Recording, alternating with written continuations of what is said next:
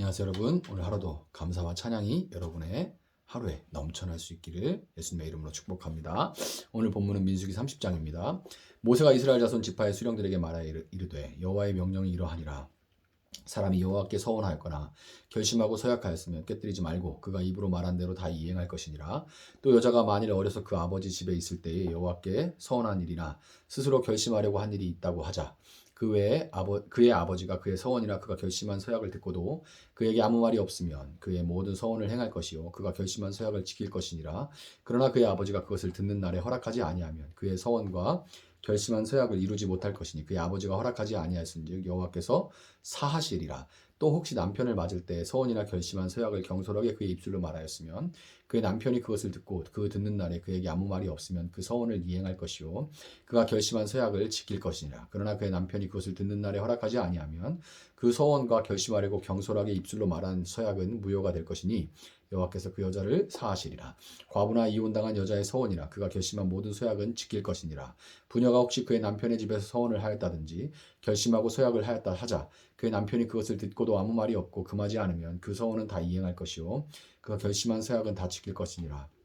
그러나 그의 남편이 그것을 듣는 날에 무효하게 하면 그 서원과 결심한 일에 대하여 입술로 말한 것을 아무것도 이루지 못하나니 그의 남편이 그것을 무효하게 하였은즉 여호와께서 그 부녀를 사하시느니라.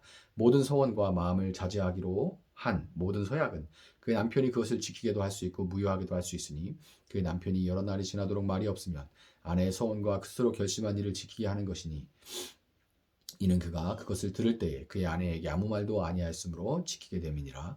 그러나 그의 남편이 들은 지 얼마 후에 그것을 무효하게 하면 그가 아내의 죄를 담당할 것이니라. 이는 여호와께서 모세에게 명령하신 규례니 남편이 아내에게 아버지가 자기 집에 있는 어린 딸에 대한 것이니라. 아멘. 자, 모세에서 여호수아로 이스라엘의 리더십이 교체됐죠. 이렇게 리더십이 교체된 이후에 가나안 입성을 앞두고 하나님은 민수기 28장부터 오늘 본문까지를 할애해서 가나안 땅에서의 삶을 살아가기에 가장 중요한 아주 핵심적인 것들, 그런 것들을 재교육을 해오셨습니다. 이제 민수기 28장부터 지금까지 28, 29, 30에 가장 핵심적인 것들을 다시 설명해 오셨어요. 재교육하신 거죠.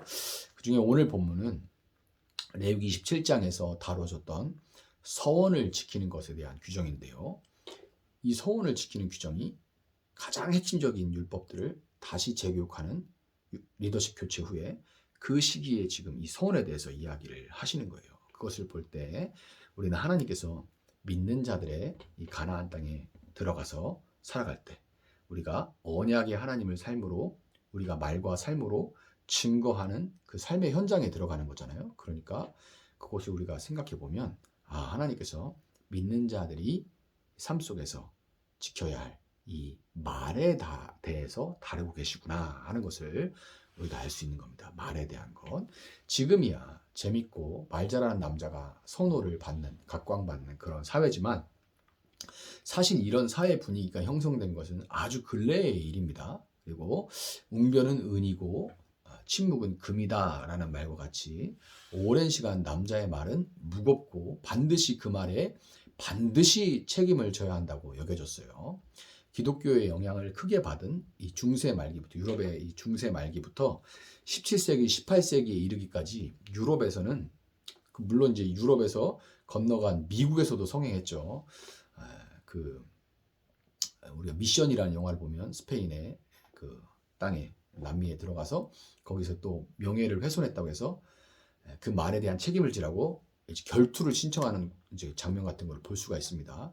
그렇게 말로 어떤 일을 상대방을 이야기를 하거나 훼손하거나 이러면 그러면 그 말의 책임으로 결투를 해서 서로 막 총을 쏘거나 서로 칼로 해서 목숨을 걸고 그렇게 그 말을 입증하거나 아니면 취소하거나 해야 되는 그런 정도의 시대가 있었습니다.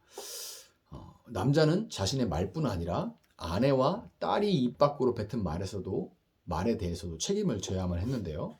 그것은 하나님이 아담과 하와를 창조하실 때에 둘 모두를 하나님의 형상으로 동등하게 존귀하게 지으셨지만 여자는 남자를 도와서 가정을 일구는 역할로 남자는 책임을 짐으로써 가정을 지키고 유지하는 역할로 지으셨기 때문에 남자가 여자와 딸의 그런 뱉은 말에 대해서도 책임을 져야만 했어요. 남자는 뭐냐? 남자는 책임을 지는 존재입니다.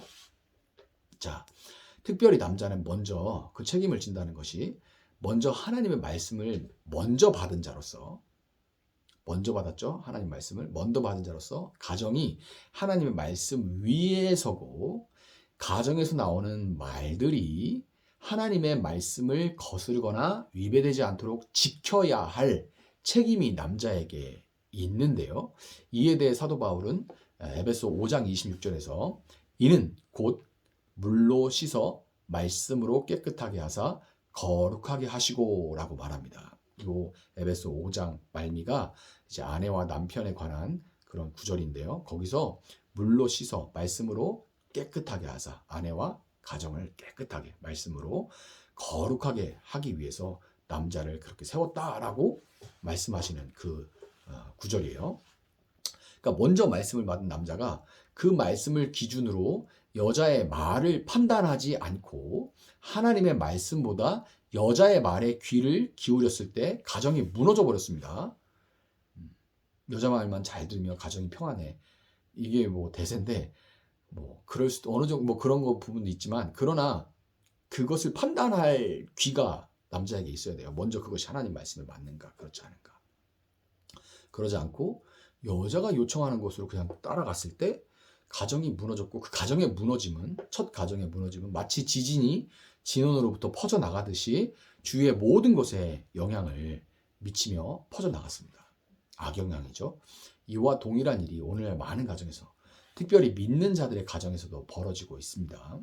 이전과는 비교할 수 없는 정보의 홍수 속에 살면서 사람들은 너무 정보가 많다 보니까 정보에 담긴 어떤 말의 진위를 하나님의 말씀에 비춰 판단하지 않고 그것을 하나님 말씀으로 식별하지 않고 자신이 믿는 바에 따라 그 말을 여과 없이 받아들이고 있어요. 내가 믿는 바에 맞는 말이면 오케이, 그건 진짜고 내가 원하는 대로 내가 믿는 바에 따르지 않은 말이면 그거는 가짜인 거예요. 그게 판단 기준이 그냥 내가 지금 가지고 있는 어떤 가치관이나 내가 가지고 있는 정치관이나 내가 가지고 있는 이거에 맞으면 오케이. 그리고 또 항상 이 인터넷이 공간이라는 데가 내 의견에 동조하는 사람들이 끼리끼리 있어요. 그러니까 그거를 두루 객관적으로 또 진리에 비춰서 판단하는 것이 아니라 내 말이 맞다고 해주는 사람들하고 막 모여가지고 그룹이 돼버립니다. 그런 시대를 우리가 살아가고 있죠. 그래서 생육하고 번성하여 땅에 충만하라고 말씀하신 하나님 말씀에 따라 평화와 인권의 가치를 지키고 전해야 할 믿는 자들이 전쟁을 부추기고 경제적 양극화를 부추기고 혐오를 부추기는 어떤 정치적 소신들을 교회가 오히려 막 SNS를 통해서 퍼나르고 있는 실정이에요. 오죽하면 교회가 가짜뉴스의 진원지다라는 말이 사회에서 회자되고 있을 정도입니다. 어떻게 그럴 수가 있는가 믿는 자들이. 그리고 진리라는 하나님의 말씀이라는 진리라는 그 원본을 가지고 있는 사람들이 어떻게 저럴 수 있을까 하는 그런 생각이 들 때도 많은데요. 그런 일을 행하는 사람들은 자신들이 하나님의 뜻을 따르고 있다는 나름대로의 신념을 가지고 있습니다. 나름대로의 신념. 하나님의 말씀에 근거하지 않았거나 왜곡된 해석에 근거해서 잘못된 믿음. 심지어 그 신념에 따라서 하나님 말씀도 이렇게 굽혔다가 저렇게 굽혀요. 막 중요도를 막 이거에 줬다가 저거에 줬다가 막 자기 마음대로. 어떤 거는 분명히 기록되어 있는데도 죄가 아니라고 그러고 어떤 거는 뭐 그냥 약하게 다룬 것을 막 그냥 아주 그것만 전부인 것처럼 막 얘기하고.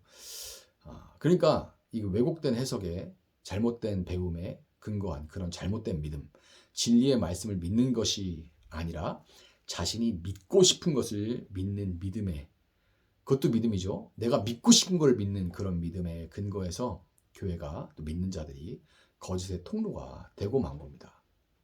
믿는 자들이 이런 일을 행하고 있다면 그 책임은 그 가정이, 그 사람이 속한 그 가정이 진리의 말씀 위에 서도록 지키지 못한 남자에게 책임이 있고요. 또한 교회의 경우에는 성도들이 진리의 말씀 위에 서도록 가르치고 훈련하지 못한 목회자에게 책임이 있다고 할 수 있을 겁니다. 여러분, 절대 진리 이런 거는 없다고 주장하는 포스트 모던 시대, 또 진리를 원하는 것이 아니라 내가 믿는 것이 진리라고 주장하는 이것을 포스트 트루스 시대라고 하거든요. 포스트 트루스 시대, 포스트 모던, 포스트 트루스 시대를 살아가는 우리는 우리의 말이 세상의 소리가 아닌 영원한 진리인 하나님의 말씀에 다스림을 받고 있는지 날마다 점검해야 할 것입니다. 내가 그 말씀에 진리에 내 생각을 때로는 포기하면서 그 다스림을 받고 있는지, 아니면 내 생각대로 말씀을 이렇게 굽히고 저렇게 굽히고 있는지, 이걸 우리가 늘 성찰하고 점검해 봐야 돼요. 아내나 딸이 서운한 것에 대해 남자가 듣고 취소할 경우에는 그 서운을 지키지 않아도 됐고요. 또한 여자가 서운한 것에 대해 시간이 조금 지난 후에 남자가 취소를 하면 그 죄값은 남자에게 돌아갔습니다. 우리가 지금까지 거짓말을 한 것, 하나님의 말씀이 아닌 세상의 소리에 휩쓸려서 거짓의 통로가 됐던 것들에 대해서 우리가 인정하고 자복하면 우리의 영원한 신랑 되신 예수님은 그 거짓을 취소하고 죄의 값을 대신 책임져 주십니다. 예수님이 우리의 거짓으로 인해서 어떤 대가를 십자가에서 치르셨는지 기억하시고, 거짓이 판을 치는 세상에서 말과 행위로 영원한 언약의 하나님을 증거하는 그런 삶을 살아갈 수 있기를 소망하고, 또 그 소망을 가지고 또 하루하루 그렇게 살아내기 위해 분투하는 그런 여러분들의 새날이 될 수 있기를 예수님의 이름으로 축복합니다. 제가 한번 잠시 기도하겠습니다. 사랑하시는 하나님, 감사합니다. 정말 말로 넘쳐나는 그런 시대입니다. 그 행위가 따르지 않고, 또 그 말에 경위가 무엇인지 제대로 판단조차 할 수 없는 그런 정보의 홍수 시대 속에서 우리는 그것들을 판단할 수 있는 하나님의 진리라는 말씀이라는 진리를 가지고 있다는 것을 기억하시고, 우리가 늘 점검하기를 그 말씀을 나의 잣대로 굽히고 있는 것은 아닌지 점검하고, 내 정치색이나 내 지방색이나 내 환경에 의해서 그 말씀을 굽히는 것이 아니라 그 말씀 그대로 내 가슴을 찔러, 내 삶을 찔러, 내 모든 관념을 찔러 쪼개 하나님의 말씀이 내 안에 온전히 서게 하시고, 그것으로 세상을 판단하게 하시고, 그것으로 세상에 바른 진리를 전하고 살아낼 수 있는 저희들 될 수 있도록 하나님 함께하여 주시기를 원합니다. 교회가 가짜뉴스의 근원지라고 하는 이 부끄러운 현실 속에 하나님, 우리가 다시금 새로워지고 우리의 모든 거짓을 용서해 주시고 그 모든 거짓의 대가를 책임져 주시는 예수님 앞에 자복하며 새로워질 수 있는 교회가 될 수 있도록, 저희가 될 수 있도록 하나님 함께하여 주시옵소서. 감사하며 예수님의 이름으로 기도합니다. 아멘. 오늘 주신 말씀 붙들고 계속해서 기도합니다.